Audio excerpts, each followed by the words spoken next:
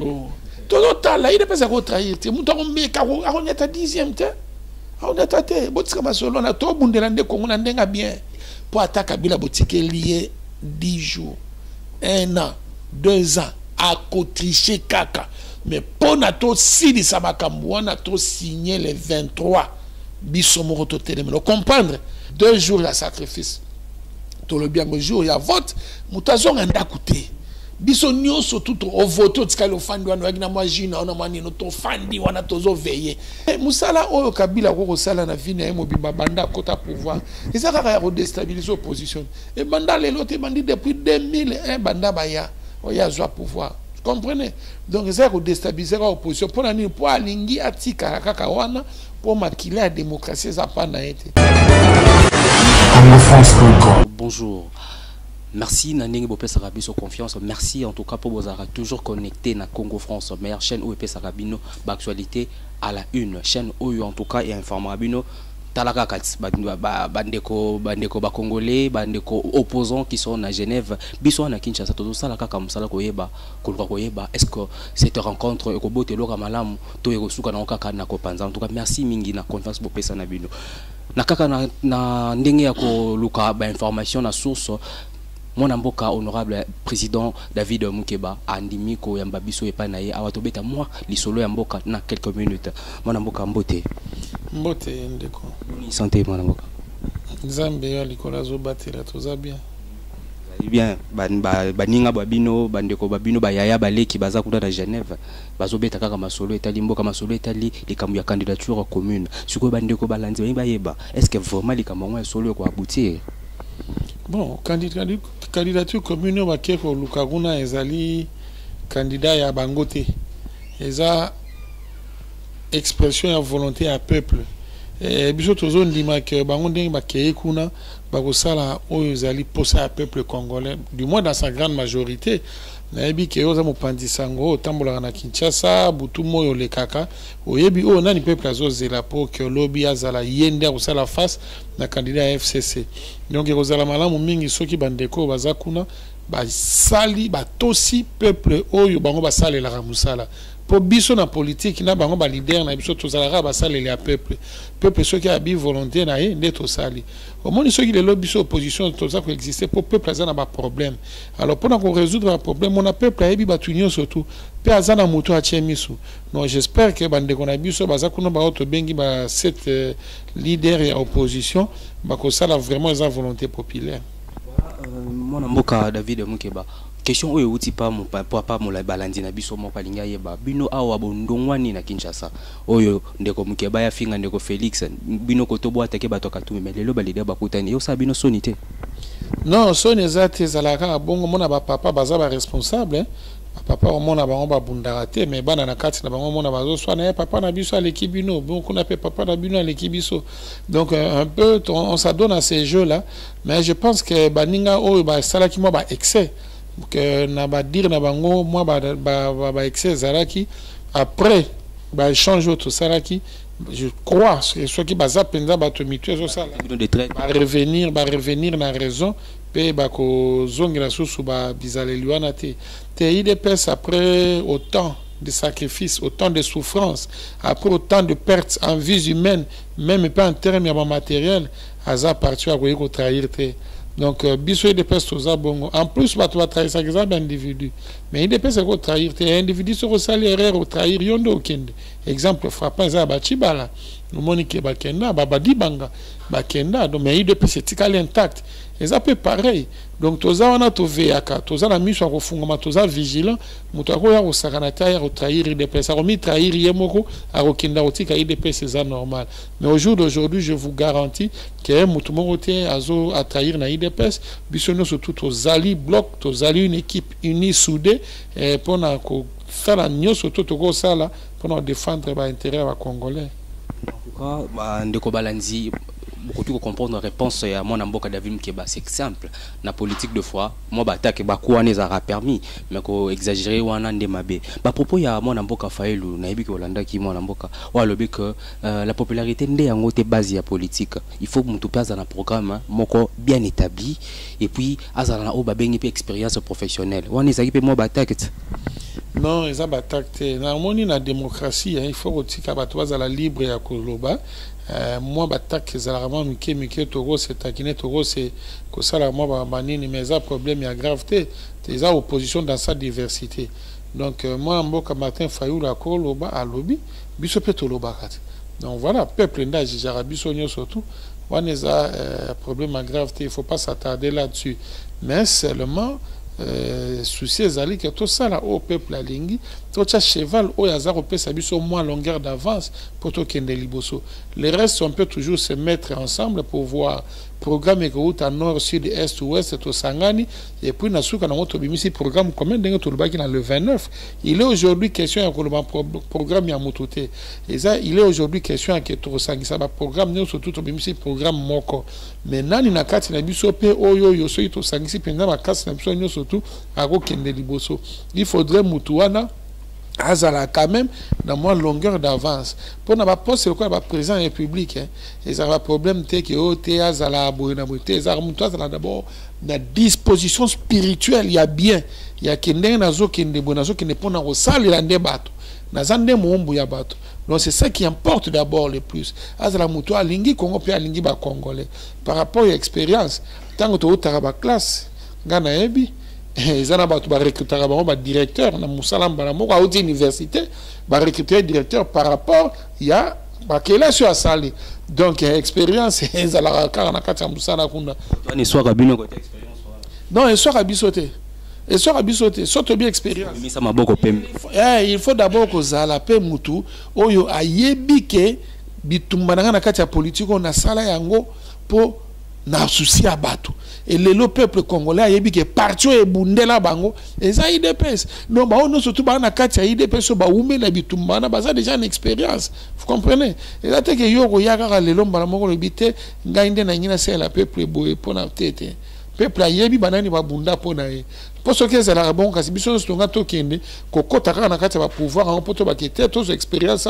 après to bimano to jo ba chance wana ebele ya kokota na pouvoir mais to bité pouvoir où ils ont rencontré intérêt à peuple congolais te biso ko sala ngote yo za mo pandisa ngoyebi nga David Muki ba combien de fois ba solliciter un gouvernement ba di bang na gouvernement tibal mais na kota te c'est-à-dire si on a arrestation ben oui on a une expérience était mais mon tout toujours na quelque chose à ça là pour ndenga beaucoup la famille nae ndenga diriger la famille nae ndenga laisser la famille nae expérience donc entreprise ya liboso to ça la famille vous voyez yo ça mutaza une expérience ndeni entreprise professionnelle non entreprise muneno et l'équipe famille ezate comprenez yango no mona mutu akoza la PDG mais ceux qui famille les instable akoza l'instable tina musala donc entreprise ya liboso eza famille donc netinga nazala mwasi na bana na ebi ko bokola bango ko kamba bango bien oya ko bana na expérience c'était ça passé pour to que ne pona ko gérer ma famille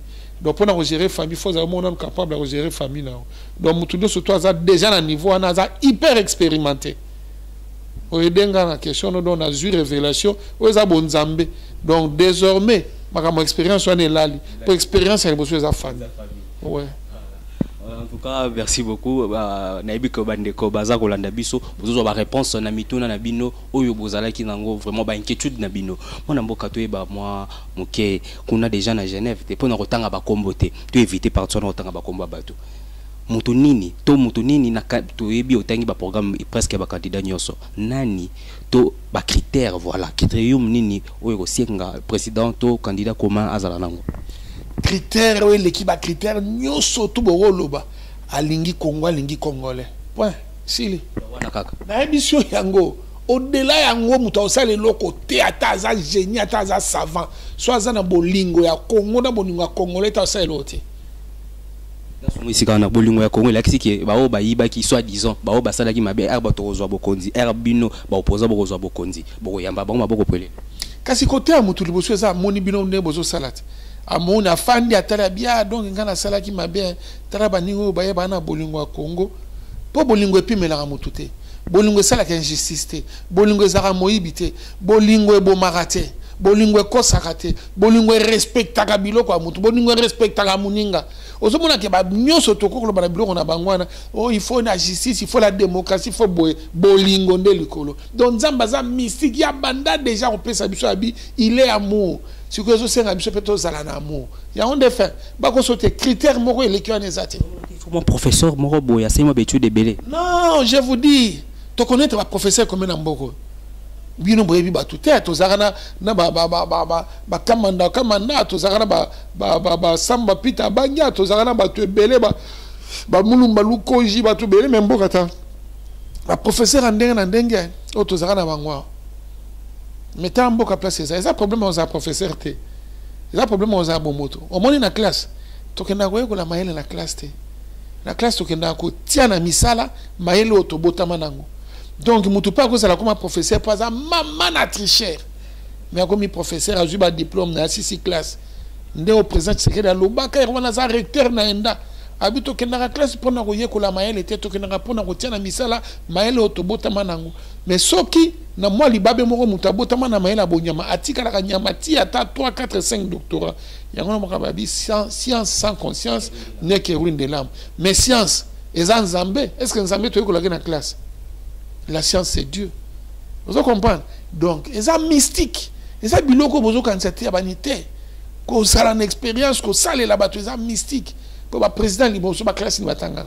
Il y a une classe Kassavou batanga. Il y a un diplôme à Kassavou. Il y a un diplôme à Mobutu. Journalisme, formation, il y a un diplôme à Lumumba. Il y a un diplôme à Laurent Désiré Kabila. Il y a un président, il y a un diplôme. Il y a un diplôme à Kabila. Félix Tolong la diplôme. Non, azanango déjà tango lobaka so yo tango landaka ya zoloba. Oyo karabo mototo karabo nyama. Po batu mususu po yamba, batu epso bia wana so yambi azali boma to ndengene. Mais est-ce que yo so yo ka Félix azo baba bi ke non bo nyama nde zoloba. Nde bo moto ngwana. Yangwana donc toi no to kimate e bele baza na so na epso ke so baba ndo loba, ba ko loba net Félix te. Mais lorsqu'il parle, vous sentez que c'est quelqu'un d'équilibré, intellectuel et azuba makambo.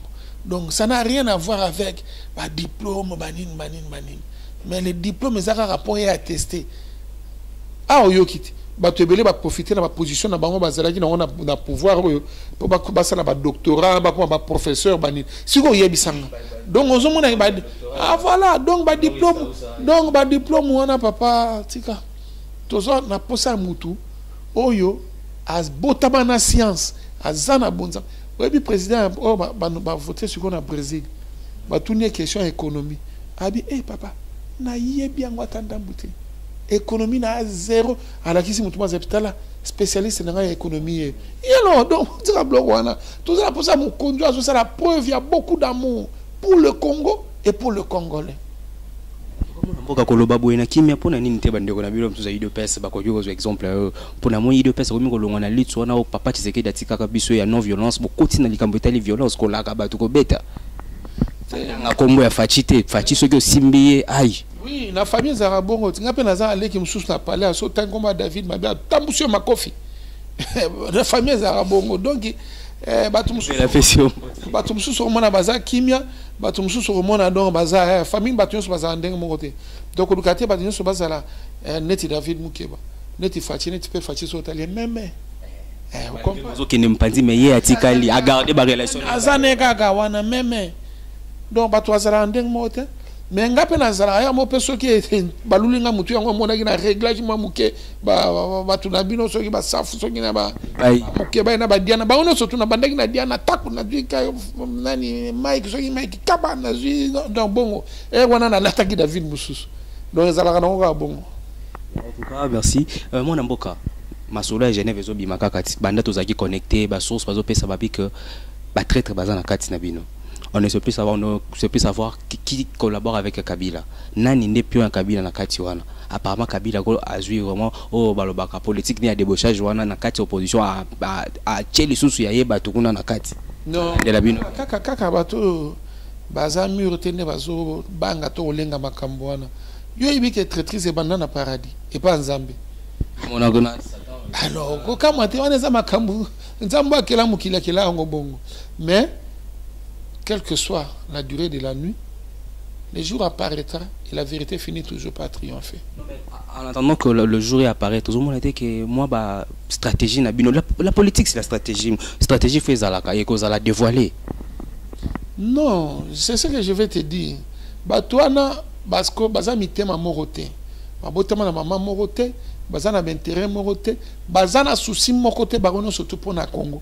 Moutou na moutazo tale la Congo na liso yaye. Donc, tika bango ba potana. Le moment venu. Toroyeba, ceux qui bossent les à côté. Donc moi, je ne vexe pas. Nakati ba bilo ramike mikano mutumora zakuna no. Mais musala o kabila ko sala na vie na mobimba banda kota pouvoir. Et ça va redéstabiliser l'opposition. Et banda les lots bandi depuis 2001 banda baya oya zwa pouvoir. Vous comprenez? Donc ça redéstabiliser l'opposition pour la pour alingi atika kaka wana pour maquiller la démocratie ça pas na été. Donc que les lois à la batu na kati opposition bon baza esprit faible bon on a un esprit ba kemba tene tibiso ba David Mukeba ba kozwana bango ka mbongo ba kolia pe ba osalela mettre na bango ça déjà dévoilé tanga ba commoté pour na ko éviter. Moi je n'entre pas na kati ya banini mais nayebi ke ba kozanga te pour Kabila kotika mo pe kimia te. C'est légitime pour lui parce qu'il a intériorisé dans ma démocratie.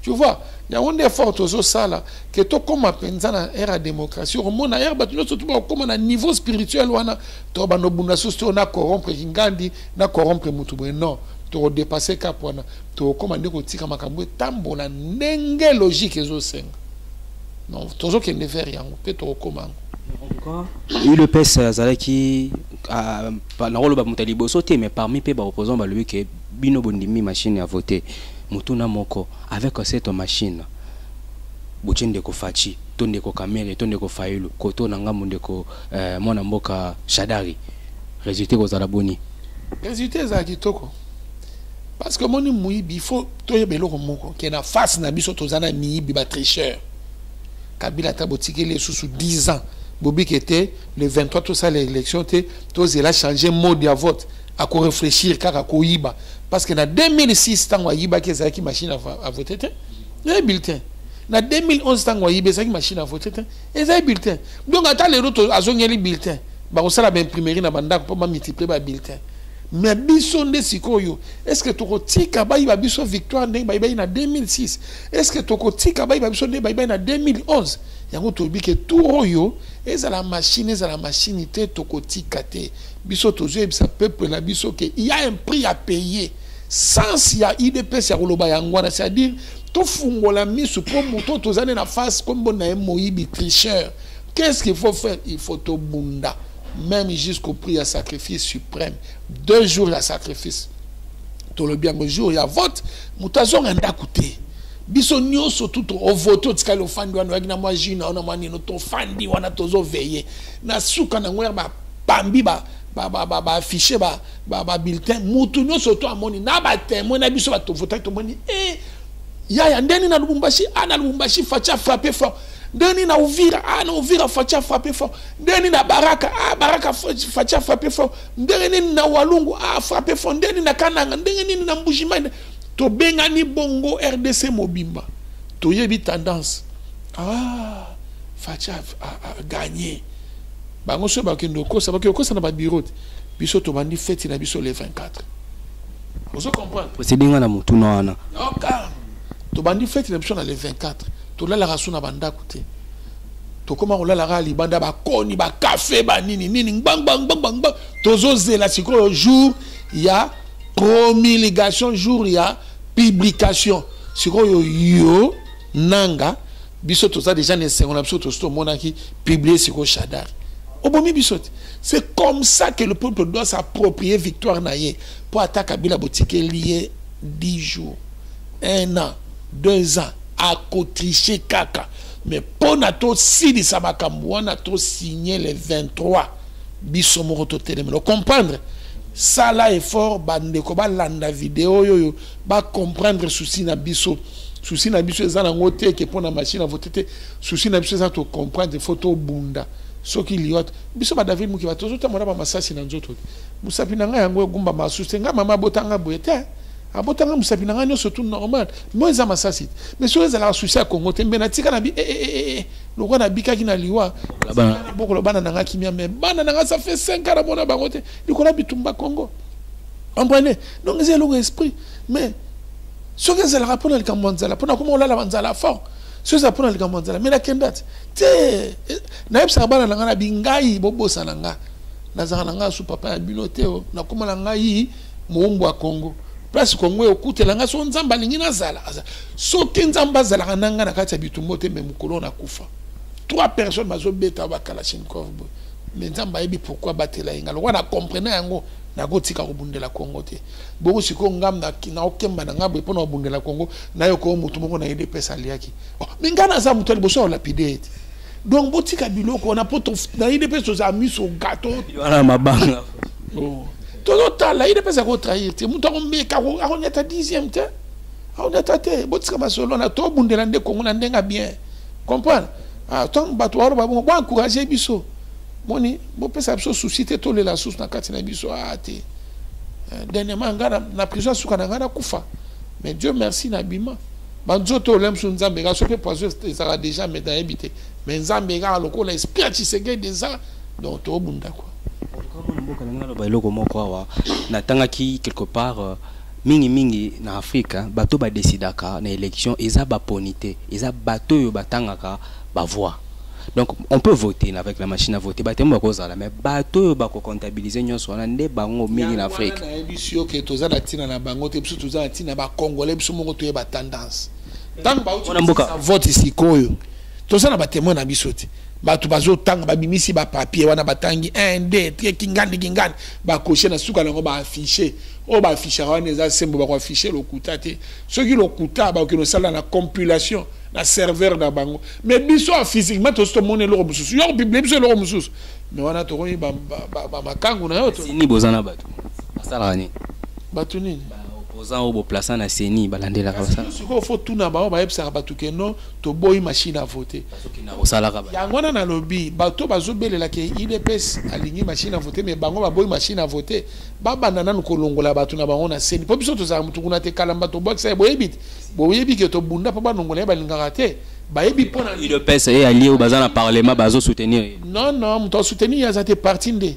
vous comprenez bayebi pona to komana mikanda na ba député belé mais bayebi pona ni balingaka te là comme représentant à IDPS papa mais anarchie à pouvoir ba on demande à pouvoir et même ça sengaka changer yen ça sengaka changer tu vois et même sendazali kolo kester ya seni c'est-à-dire yende kolo logistique donc logistique ayebi makambo soutien machine à voter ndengeza kasi fallait nanu bato ba boy machine à voter ba yebisa na bato na bango bobima kuna polo wa kuna ba osela machine à voter biso to lingi te bobima mais bato baza kuna bazolia bazomela bozo machine à voter te to ko ça peuple te biso to boy machine à voter pas to dimi yango te to boy yango te to lobinde lo wa to komi na tango mokie pona ba élection to kotika te to okene na kabila tina suka comprendre bongo bana Congo so balandi stratégie biso to lobi totala ndenge nini bango ba oya kokosa biso baloba ki basali